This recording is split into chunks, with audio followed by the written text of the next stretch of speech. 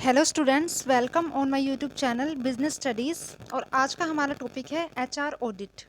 तो आज हम क्या क्या पढ़ने वाले हैं। आज हम देखेंगे what is the HR audit, definition, what are their objectives, needs, importance, approaches and process.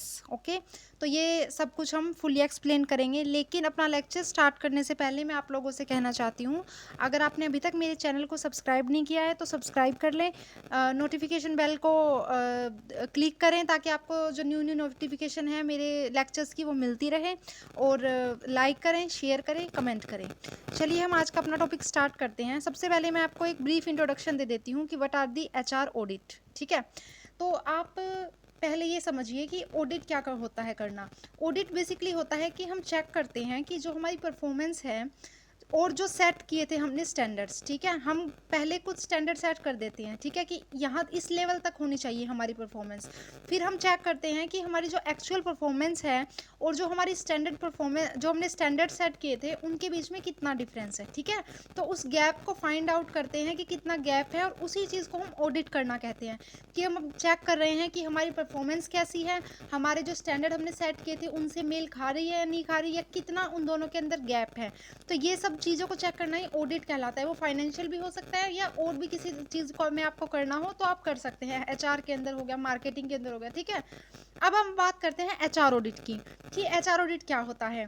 तो basically HR audit is a process of reviewing and analyzes the performance of HR department in an organization। Okay, जैसा कि मैंने बताया कि एक process है जिसके अंदर हम रिव्यू करते हैं और एनालाइज करते हैं कि परफॉर्मेंस कैसी है एचआर डिपार्टमेंट की किसी भी ऑर्गेनाइजेशन के अंदर। It is also helpful for finding shortcomings of department and identify ways you can improve. जो मैंने आपको बताया अभी कि गैप हम फाइंड आउट करते हैं कि एक्चुअल के बीच में और जो स्टैंडर्ड हमने सेट किए थे उनके बीच में कितना गैप है। तो वो फिर हमारी हेल्प करता है जो भी प्रॉब्लम आई है या जो भी शॉर्ट कमिंग है, ठीक है, या जो भी चैलेंजेस हैं हमारे आए हैं कि हम अपना वो स्टैंडर्ड जो हमने स्टैंडर्ड परफॉर्मेंस सेट की थी उसको अचीव नहीं कर पाए, तो वो सब फाइंड आउट करने में हमारी हेल्प करता है। नेक्स्ट है, it is also ensures that HR programs are not align with organization are aligning with organization objectives और नोट। ये भी इंश्योर करता है कि जो भी हमने एचआर पॉलिसीज बना रखी है, जो भी हमने प्रोसीजर बना रखी है, क्या वो ऑर्गेनाइजेशन ऑब्जेक्टिव के साथ अलाइन कर रहे हैं, जो हमारी ऑर्गेनाइजेशन का उद्देश्य है, या नहीं कर रहे हैं। ठीक है, तो ये बेसिकली इसका एक बेसिक सा इंट्रोडक्शन था। अब बात करते हैं हम डेफिनेशन की। वैसे तो आपको समझ आ ही गया होगा कि एचआर का मतलब क्या होता है, एचआर ऑडिट का मतलब क्या होता है। ठीक है, लेकिन हम बुकिश डेफिनेशन पढ़ते हैं इसकी। An HR audit reviews the human resource policies and processes to identify areas that may need improvement and what areas are performing well. तो ये क्या कह रहा है कि एचआर ऑडिट रिव्यू करता है ह्यूमन रिसोर्स पॉलिसीज का एंड प्रोसेसेस का, क्या आइडेंटिफाई करने के लिए उन एरियाज को जिनमें इम्प्रूवमेंट की जरूरत है या जो एरिया पहले से अच्छे से काम कर रहे हैं। ठीक है, तो मतलब क्या है इसका, advantages as well as disadvantages of HR department को फाइंड आउट करने में एचआर ऑडिट हमारी क्या करता है, हेल्प करता है। ठीक है, नेक्स्ट है कि it is an objective examination of your business HR policies, practices and procedures. Obviously आपको लाइन से समझ में आ गया होगा, ये डेफिनेशन दोनों एक जैसी है। ठीक है, तो ये थी हमारी डेफिनेशन और ये था हमारा इंट्रोडक्शन कि एचआर ऑडिट होता क्या है। अब हम बात करते हैं ऑब्जेक्टिव्स ऑफ एचआर ऑडिट। ठीक है, तो these are the objective basically. First of all है कि क्या उद्देश्य है। ठीक है, ऑब्जेक्टिव्स का मतलब होता है उद्देश्य क्या है हमारा ऑडिटिंग करने के। पहला है to find out the effectiveness of performance of HR. हम इसमें चेक करते हैं कि हमारा जो एचआर डिपार्टमेंट है वो कितनी इफेक्टिवली परफॉर्म कर रहा है। ठीक है, नेक्स्ट है to find the strength and weakness. Obviously मैंने आपको जैसा कि बताया है इंट्रोडक्शन के अंदर कि हम इसमें क्या फाइंड करते हैं कि हमारे डिपार्टमेंट की स्ट्रेंथ क्या है, कौन कौन सी पॉलिसीज है जो हमने बनाई हुई है वो अच्छे से परफॉर्म कर रही है, और कौन कौन सी पॉलिसीज है जो अच्छे से काम नहीं कर रही, उन्हें चेंज करने की जरूरत है। ठीक है, नेक्स्ट है evaluation of HR department and employees. हम इवेल्युएट करते हैं परफॉर्मेंस को कि जो हमारे एचआर मैनेजर है या जो और एम्प्लॉयज है या हमारा एचआर डिपार्टमेंट है वो किस तरीके की परफॉर्मेंस दे रहा है या उसका कितना कंट्रीब्यूशन है हमारी ऑर्गेनाइजेशन के अंदर, ये हम चेक करते हैं। ठीक है, role of HR department check करते हैं हम इसके अंदर।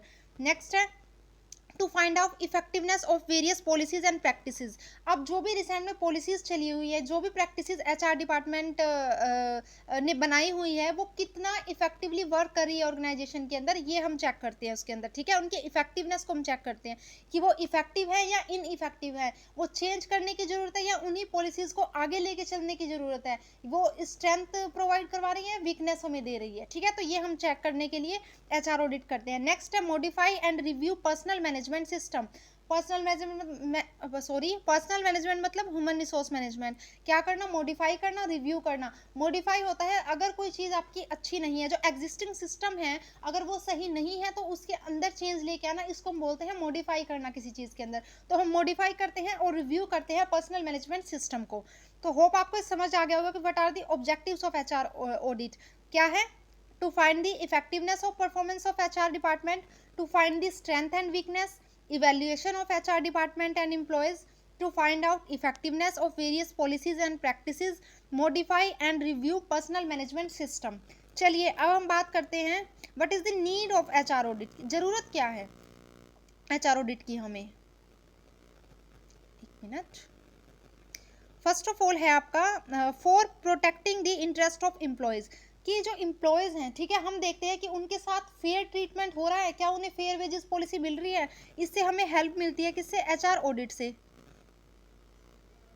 ठीक है। तो for protecting the interest of employees के इंटरेस्ट को प्रोटेक्ट करने के लिए ज़रूरत है, क्योंकि जब हम ऑडिट करेंगे तभी देखेंगे ना कि हमारी जो पॉलिसीज है वो कितनी इफेक्टिव है, कहीं भेदभाव तो नहीं हो रहा, वुमेन्स के साथ कोई सेक्सुअल हरेसमेंट, क्या कोई ऐसी चीज़ तो नहीं हो रही है, सबको इक्वल ट्रीटमेंट मिलता है ना, सबको इक्वल वेजेस मिलती है ना जो एक पोजिशन पे है। तो ये सब चीज़ें हमें ऑडिट के बाद ही पता चलती है। नेक्स्ट है faces the challenges of trade unions. जो ट्रेड यूनियंस, जो यूनियंस बने होते हैं बाहर के, ठीक है, उनसे जो चैलेंजेस होते हैं उनको फेस करने में के लिए ज़रूरत होती है हमें ऑडिट करने की। Next change in the managerial philosophy, मतलब जो हमारी एग्जिस्टिंग फिलोसफी अगर वो अच्छे से काम नहीं कर रही है तो उसमें चेंज लाने के लिए हमें ज़रूरत है ऑडिट करने की। नेक्स्ट है एम्प्लॉयज़ पार्टिसिपेशन। एम्प्लॉयज़ पार्टिसिपेशन मतलब कि एम्प्लॉयज़ का पार्टिसिपेशन कितना है ऑर्गेनाइजेशन के अंदर, इसको हम चेक करते हैं। कहीं ऐसा तो नहीं है कि उन्हें इन्वॉल्व ही नहीं किया जा रहा उनके लिए जब डिसीजन बनाए जा रहे हैं, तो ये हम चेक करते हैं कि कितना इफेक्टिव पार्टिसिपेशन है एम्प्लॉयज़ का। तो ये इसके लिए हमें ज़रूरत होती है कि हम ऑडिट करें। नेक्स्ट है manage workforce diversity. Workforce diversity को मैनेज करने के लिए, वर्कफोर्स डाइवर्सिटी मतलब मैंने आपको पहले ही बताया था, डाइवर्सिटी क्या होती है? डिफरेंट जेंडर के, ठीक है, एज के, कास्ट के, डिफरेंट स्टेट से लोग आके साथ में काम करते हैं, तो जो बहुत ज़्यादा डाइवर्सिटी हो जाती है तो उनको अच्छे से इफेक्टिवली मैनेज करने के लिए हमें पॉलिसीज़ बनाने की ज़रूरत होती है। तो उसके लिए हम देखते हैं कि हम अपनी जो वर्कफोर्स डाइवर्सिटी है वो कितने अच्छे से मैनेज कर पा रहे हैं। ये हमें एचआर ऑडिट मतलब अपनी परफॉर्मेंस का रिव्यू करने के बाद ही पता चलता है। एक परफॉर्मेंस का रिव्यू करना ही एचआर ऑडिट होता है, ठीक है, एचआर डिपार्टमेंट की स्पेशली परफॉर्मेंस का रिव्यू करना। तो उसके अंदर हम देखते हैं कि कितने इफेक्टिवली जो वर्कफोर्स डाइवर्सिटी है उसको मैनेज किया जा रहा है या नहीं किया जा रहा। नेक्स्ट है फॉर फीडबैक। फीडबैक ऑब्वियसली हम जो काम कर रहे हैं अगर हमें उसकी फीडबैक मिलती रहे, जैसे कि आप लोग मुझे सब्सक्राइब के माध्यम से, लाइक के माध्यम से या कमेंट के माध्यम से फीडबैक देते हो कि मैं कैसी वीडियोस बनाती हूँ या आप लोगों की हेल्प होती है नहीं होती है, तो इससे मुझे फिर आइडिया लगता है कि मुझे और बनाने चाहिए या फिर मुझे क्या क्या चेंज करने चाहिए अपनी वीडियोस के अंदर, ठीक है। तो ये सब इसमें हेल्पफुल होती है, तो इसलिए ज़रूरत है। तो किस किस लिए ज़रूरत है? पहला है for protecting the interest of employees, next है face the challenges of trade unions, then change in managerial philosophy, then employees participation, then manage workforce diversity, next for feedback. अब हम बात करते हैं what are the importance of HR audit, ठीक है, एक minute जी। So what are the importance of HR audit? मुझे ऐसा लगता है कि जितना मैंने आप लोगों को पढ़ाया है अब तक, मैंने आपको समझाया इस लेक्चर में, उससे आपको इसके इम्पोर्टेंस आप खुद भी लिख सकते हैं, ठीक है। वैसे मैंने लिखे हुए हैं लेकिन आपको ईजिली समझ में आ जाएंगे। फर्स्ट ऑफ ऑल है it is helpful in improving the professional image. आप देखो ये कोई मतलब ये कोई लीगली रिक्वायर्ड तो नहीं होता है ज़्यादा एचआर ऑडिट की, कोई लीगली है या इसके लिए कुछ बहुत रूल रेगुलेशन बनाए गए जैसे कि फाइनेंशियल ऑडिट के लिए बनाए गए, ऐसा कुछ नहीं होता। लेकिन अगर आप एचआर ऑडिट करते हैं तो आप कंटिन्यूसली अपनी परफॉर्मेंस को इम्प्रूव करते हैं और इससे जो आपकी इमेज है वो प्रोफेशनलाइज हो जाती है, ठीक है। तो प्रोफेशनल इमेज को बिल्ड करने में हेल्पफुल होता है, इससे आपकी जो प्रोफेशनल इमेज है वो इम्प्रूव होती है कि उन्हें लगता है कि हाँ देखो एक पूरे सिस्टम के तहत, एक रूल्स एंड रेगुलेशन के तहत ये अपनी परफॉर्मेंस को कंटिन्यूसली रेगुलर इंटरवल पे रिव्यू करते हैं, ठीक है। तो ये help in improving professional image. Next है मिनिमाइजेस एचआर कॉस्ट। अब अगर हम टाइम टाइम पे रिव्यू करते रहेंगे अपनी पॉलिसीज़ का, प्रैक्टिसेस का, ठीक है, तो हम ये चेक करेंगे कि हमारी जो पॉलिसीज़ हैं वो कहीं वेस्टफुल तो नहीं है, कहीं उससे हमारा ज़्यादा कॉस्ट तो नहीं आती है। तो हम उसको चेक करेंगे, अगर आती है तो हम उसको चेंज करेंगे, नहीं आती है तो हम उसी को लेके चलेंगे इफेक्टिवली। नेक्स्ट है reduces wastage of time. Reduces wastage of time के अंदर होता है कि देखिए, आप पॉलिसीज़ बनाते हैं, ठीक है, कोई भी डिसीजन लेते हैं, उसमें आपका बहुत ज़्यादा टाइम लग जाता है, कोई भी ऐसा प्लान बनाएं, ठीक है, तो अगर आप उसका टाइम पे रिव्यू कर लें, आप देख लें कि आपको उससे कुछ बेनिफिट हो रहा है या नहीं हो रहा है, तो आप उसको टाइम पे चेंज कर सकते हैं, ठीक है। अगर बहुत देर हो जाती है और आप रिव्यू नहीं करते, इसलिए अपने अपने आप का भी एनालाइज करना जरूरी है हमें लाइफ में, कि हम अपना एनालाइज करते रहें कि क्या वास्तविकता में हमारे अंदर कुछ इम्प्रूवमेंट हुई है, अगर हम किसी चीज़ के लिए प्रिपेयर कर रहे हैं या नहीं हुई है, ठीक है। तो इसलिए टेस्ट देना, एग्जामिनेशन देना इसलिए ज़रूरी होता है कि आपका रिव्यू हो सके कि आपने जो पढ़ा है वो आपको कितना समझ में आया। तो वेस्टेज ऑफ टाइम को रिड्यूस करता है। नेक्स्ट है optimum utilisation of human resources. जो ह्यूमन रिसोर्सेज है उनका हम ऑप्टिमली यूटिलाइज कर सकते हैं, क्योंकि अगर हमारी पॉलिसीज इफेक्टिव होगी, अगर इफेक्टिव हमारी सब मैनेजमेंट होगी, एचआर मैनेजमेंट, तो वो जो रिसोर्सेज है, ह्यूमन रिसोर्सेज, उनका ऑप्टिमम यूटिलाइजेशन करेगी, ठीक है। ना तो वहाँ ओवर स्टॉकिंग होगी और ना अंडर स्टॉकिंग होगी, मतलब ना तो वहाँ ज़रूरत से ज़्यादा एम्प्लॉयज़ होंगे, ना ज़रूरत से कम एम्प्लॉयज़ होंगे, ठीक है। तो वहाँ पे ऑप्टिमम एम्प्लॉयज़ होंगे जितना की ज़रूरत है। इससे हमारी कॉस्ट भी बचेगी और हमारा टाइम भी बचेगा। और ये कब पॉसिबल होता है, जब हम रिव्यू करें टाइमली, तो एचआर ऑडिट के माध्यम से ये पॉसिबल हो पाता है। नेक्स्ट है motivate HR personal. Obviously motivate करते हैं, अगर उन्हें लगता है कि उनकी परफॉर्मेंस बहुत अच्छी आ रही है, जब वो रिव्यू करते हैं या वो अपने स्टैंडर्ड्स जो उन्होंने बनाई थी, स्टैंडर्ड परफॉर्मेंस, वो एक्चुअल परफॉर्मेंस से मेल खाती है, तो वो लोग क्या करते हैं, फिर उन्हें मोटिवेशन मिलती है कि वो और अच्छे से काम कर सके, वो चाहते हैं और भी अच्छी अच्छी पॉलिसीज वो लेके आए। नेक्स्ट है साउंड परफॉर्मेंस अप्रेजल सिस्टम। देखो अप्रेजल सिस्टम भी यही होता है, ठीक है, ऑडिटिंग की तरह ही होता है ना। आपको पता है परफॉर्मेंस अप्रेजल क्या होता है? तो जो जो लोग काम कर रहे होंगे ऑर्गेनाइजेशन के अंदर उन्हें तो पता होगा, जिन्हें नहीं पता है मैं बता देती हूँ। तो परफॉर्मेंस अप्रेजल सिस्टम के अंदर हम क्या करते हैं, हम लोगों की जो परफॉर्मेंस है पूरे साल की वो एनालाइज करते हैं, खुद भी करते हैं, उनके जो पीयर ग्रुप्स होते हैं वो लोग भी एनालाइज करते हैं। तो सब लोग उसके अंदर एनालाइज करते हैं कि उनकी जो परफॉर्मेंस है वो कैसी है, और उसके वजह से फिर उन्हें प्रमोशन मिलते हैं, या तो उनकी जो वेज है, सैलरी है, उसके अंदर इंक्रीमेंट होता है, ठीक है। तो ये होता है साउंड परफॉर्मेंस अप्रेजल सिस्टम। अब बात करते हैं हम, नेक्स्ट है helpful in decision making regarding policies and procedures. Obviously जैसे कि आपने सब कुछ पढ़ लिया है इस लेक्चर के अंदर, तो आपको पता चल गया होगा कि हमें हेल्प करता है हमारी जो पॉलिसीज़ है और प्रोसीजर है उसके रिगार्डिंग डिसीजन लेने में, कि हमें अपनी पॉलिसी को चेंज करना है या वही रखनी है, या वो कितनी इफेक्टिव है हमारे लिए। तो ये सब चीज़ों में भी है बहुत हेल्पफुल होता है। नेक्स्ट है फाइंड्स क्रिटिकल पर्सनल प्रॉब्लम्स। जो भी प्रॉब्लम्स हैं, जो भी चैलेंजेस हैं, ठीक है, जिस वजह से जो भी शॉर्ट कमिंग्स हैं, जिस वजह से हम अपना गोल अचीव नहीं कर पा रहे हैं, उस चीज़ को फाइंड करने में भी बहुत हेल्पफुल होती है।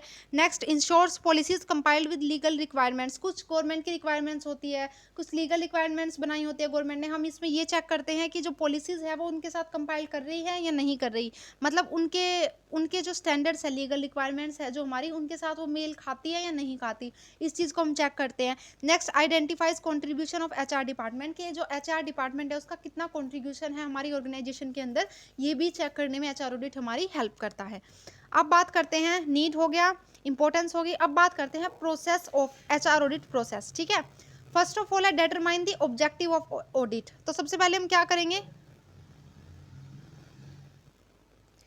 पहले तो हम फाइंड करेंगे ऑब्जेक्टिव, ठीक है, ऑब्जेक्टिव और स्कोप फाइंड करेंगे कि हमें किस एरिया के अंदर स्पेसिफिकली हमें ऑडिट करना है, ठीक है, किस स्पेसिफिक एरिया का। क्योंकि देखो जो एचआर है एक वो बहुत ही वाइड फील्ड है, वो ये तो है नहीं कि उसके अंदर एक एचआर एक चीज़ है, नो, वो बहुत सारे उसके सब पार्ट्स हैं, ठीक है, एचआर के अंदर। तो हम उसमें चूज़ करते हैं कि हम लोगों को कौन सा किस स्पेसिफिक एरिया से रिलेटेड हमें ऑडिट करना है। जैसे कि फॉर एग्जांपल ले लेते हैं, एक कंपनी चूज़ कर सकती है कि वो अपनी पॉलिसीज़ और प्रोसीजर किससे रिलेटेड करेगी, रिक्रूटमेंट से करेगी, सिलेक्शन से करेगी, ट्रेनिंग एंड डेवलपमेंट से रिलेटेड करेगी, ठीक है। तो किसके रिगार्डिंग उसे ऑडिट करना है, तो वो उसके पॉलिसीज़ और उसके प्रोसीजर को वो क्या करेगी, उनकी परफॉर्मेंस का वो रिव्यू करेगी, ठीक है। तो ये होता है हमारा determining the scope and objective of audit. Next है assessing the current situation by using audit questionnaires, ठीक है। जो करंट सिचुएशन है हमारी, बेसिकली इसके अंदर देखो जो करंट सिचुएशन है ओनली क्वेश्चनरीज के लिए नहीं हो सकता, खाली बहुत सारे मेथड्स होते हैं। हम सर्वे से कर सकते हैं, ठीक है, हम उनसे डायरेक्ट कन्वर्सेशन से कर सकते हैं। एक क्वेश्चनरी क्या होता है कि हम लोग क्या करेंगे, क्वेश्चन बना लेंगे, ठीक है, फिर हम जिस एरिया के रिगार्डिंग हमें ऑडिट कर रहे हैं उससे रिगार्डिंग हमें इंफॉर्मेशन प्राप्त होगी, ठीक है, तो वो बहुत सारे मेथड हो सकते हैं, सर्वे से भी कर सकते हैं हम, थोड़े से डायरेक्ट इंटरव्यू से भी कर सकते हैं, और क्वेश्चनरीज बना के भी हम कर सकते हैं। इससे हमें इंफॉर्मेशन प्रोवाइड होगी जिसके लिए हमें ऑडिट करना है। उसके बाद हम करते हैं डाटा कलेक्शन। इसके अंदर क्या होता है, इसके अंदर हम इंफॉर्मेशन कलेक्ट करते हैं इंटरव्यू को यूज़ करके, क्वेश्चनरीज को यूज़ करके, ठीक है। वही जो मैंने पहले पॉइंट में बनाया उसका अगला है कि हम कलेक्ट करेंगे डाटा।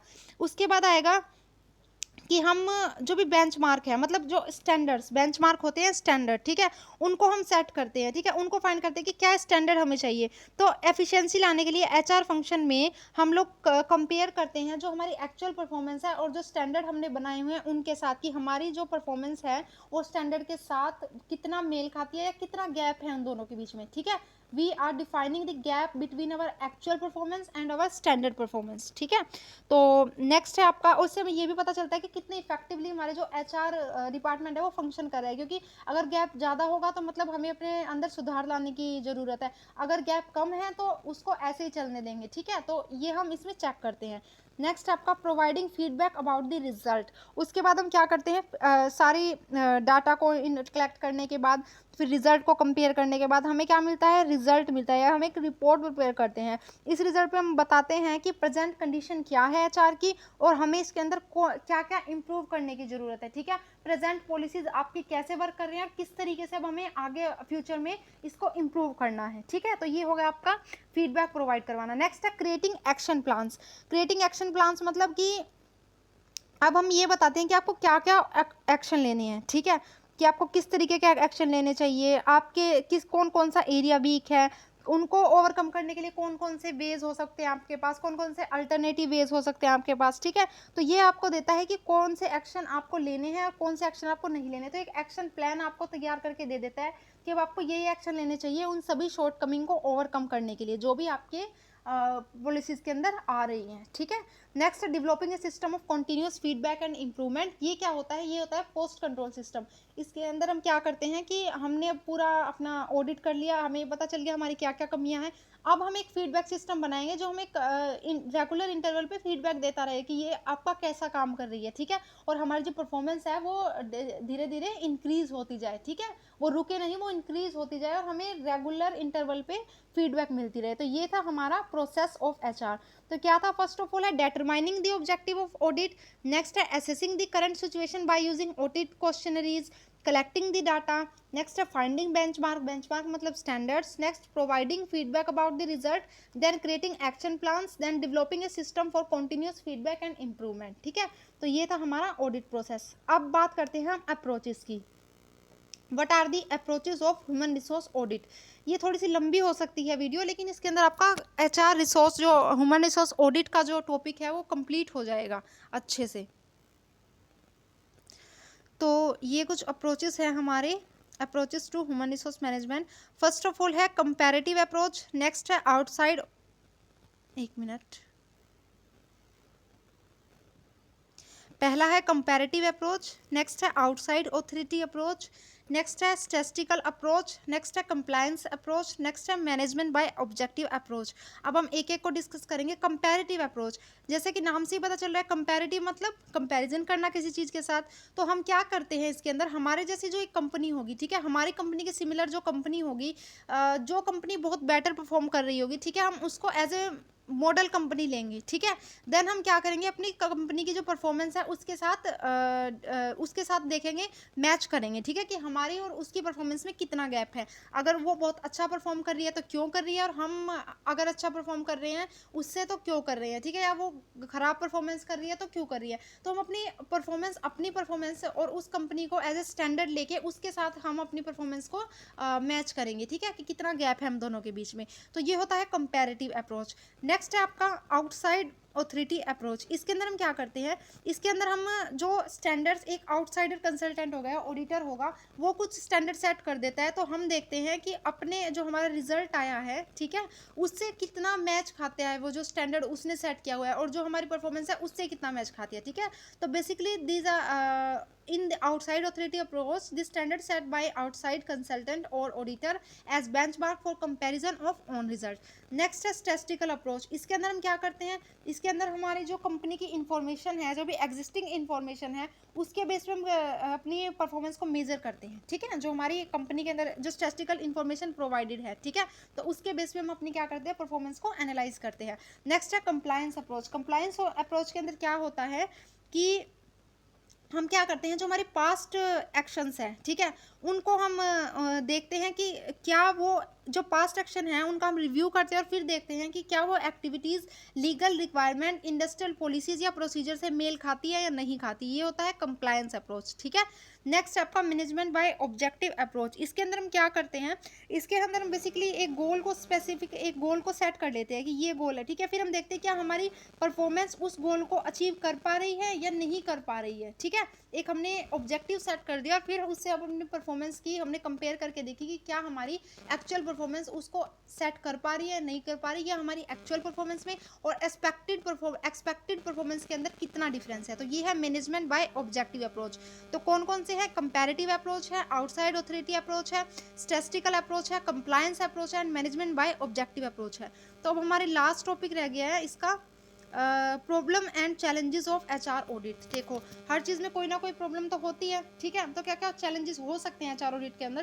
पहला तो है lack of well developed rule system and regulations. जो एचआर ऑडिट होता है उसके अंदर जो रूल्स एंड सिस्टम्स है, ठीक है, वो कम डेवलप्ड है कंपैरिजन टू जैसे कि फाइनेंशियल के लिए, ठीक है, एक बहुत अच्छा सिस्टमेटिक प्रोसीजर है, सिस्टमेटिक रूल्स एंड रेगुलेशंस है, लेकिन जो एचआर है उसके लिए जो सिस्टम है वो इतने अच्छे से डेवलप नहीं है, अभी भी इतने अच्छे रूल नहीं है एचआर सिस्टम के लिए, ठीक है।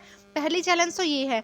नेक्स्ट है lack of clarity in objective, कि अब हमें यही ना पता हो कि हमें किस स्पेसिफिक एरिया में ऑडिट करना है या किसके से रिलेटेड हमें पॉलिसीज़ का रिव्यू करना है, तो फिर क्या होगा, तो वो तो हमारे लिए अच्छा नहीं होगा, वो तो हमारी वेस्टेज ऑफ टाइम होगा टोटली, ठीक है, इससे हमारी कॉस्ट भी इंक्रीज होगी। तो क्लैरिटी ना होना ऑब्जेक्टिव के बारे में। Next lack of knowledge and experience of auditor. जो ऑडिटर है उसकी जो नॉलेज है वो इतनी अच्छी नहीं है, एक्सपीरियंस नहीं है, तो जो हमारा रिजल्ट है वो भी बायस्ड आएगा। उससे क्या होगा, जो हमारे जो परफॉर्मेंस है, मान लो उसने अगर गलत रिव्यू कर लिया परफॉर्मेंस का एम्प्लॉयज़ की, तो उससे वो डिमोटिवेट हो जाएंगे और उनकी परफॉर्मेंस अच्छी होने की बजाय ख़राब हो सकती है, ठीक है। तो ये एक फॉल्टी प्रोसेस बन सकता है एक अच्छे प्रोसेस की बजाय, अगर उसके पास नॉलेज नहीं है, स्किल्स नहीं है, ठीक है। देखो अगर मैं आपको गलत पढ़ा रही हूँ कोई चीज़, ठीक है, और मेरे पास ये नॉलेज नहीं है, मुझे नहीं पता कि क्या ये टॉपिक है, मैं उसको पढ़ती नहीं पहले और आपको डायरेक्ट पढ़ाने लग जाऊँ, तो इससे क्या होगा, आपको बेनिफिट नहीं होगा, इससे तो आपको नुकसान हो सकता है, ठीक है। तो आप जब भी कोई काम करें तो आपको उससे पहले खुद को पता होना चाहिए कि वो चीज़ क्या है, तब आप दूसरों की परफॉर्मेंस को रिव्यू करें। तो इसी तरह एचआर ऑडिट के अंदर है कि अगर उसके पास नॉलेज नहीं है, एक्सपीरियंस नहीं है, तो वो गलत डिसीजन, वो गलत रिजल्ट निकालेगा, उससे हमारे जो एचआर डिपार्टमेंट है उसकी इमेज भी खराब हो सकती है और हमारा जो मोटिवेशन लेवल है वो भी डाउन हो सकता है।